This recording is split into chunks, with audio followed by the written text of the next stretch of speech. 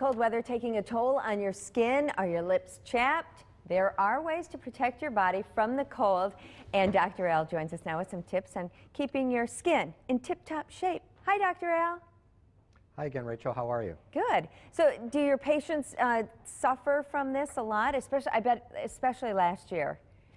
Oh, you know, when you talked to me earlier about winter dangers and this early in the season, I actually came up with a little list of things that I think are important to address this early in the season. And the first is dry skin, dry lips. Nobody thinks about it, but if you start getting itchy skin, it's a sign that your skin is getting dry. You know, the air is drier, your houses are dry, especially if you burn firewood. So I suggest to people start lathering up with all sorts of lotions. You can even use, you ready for this, olive oil. It helps with dry skin, it helps with eczema. So, you know, when you're in the shower, when you're lathering up, make sure you put something like baby oil on. Be careful, of course, because it can make the floor really slippery. But now is the time to start using lotion for the skin, lip balm so your lips don't get chapped. But there are a couple of other things that I came up with that people have to start thinking about. You know, the sun goes down earlier, the days are darker, and there is something called seasonal affective disorder. People get depressed in the winter, and a lot of it has to do with we aren't getting sunlight.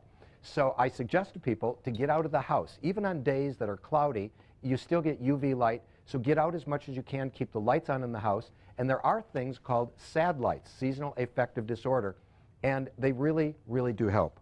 Another important thing is hibernation. Like bears, people hibernate in the winter. You eat more, you exercise less. Again, get out of the house, watch what you eat, start taking note of it now in November because it will get a lot worse. Let's backtrack just a little bit. When it comes to those moisturizers, you mentioned olive oil was good. For your lips, sometimes it seems when you use chapstick, it actually makes it worse. Are there products that are better for your lips? I think Vaseline is good.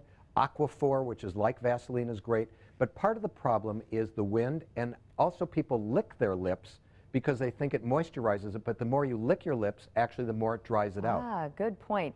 And the whole idea of not getting enough light in our lives, I think that's important. We don't always think about that. No, we really don't.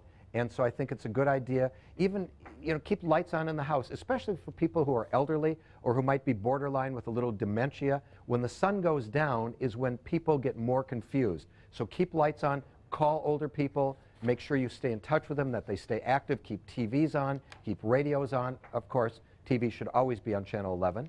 And, good answer. Thank you. But keep people very active. And I All think right. that's really important. Absolutely. Dr. Al, great advice. Thanks so much for spending your morning with us. Good to see you again. You too.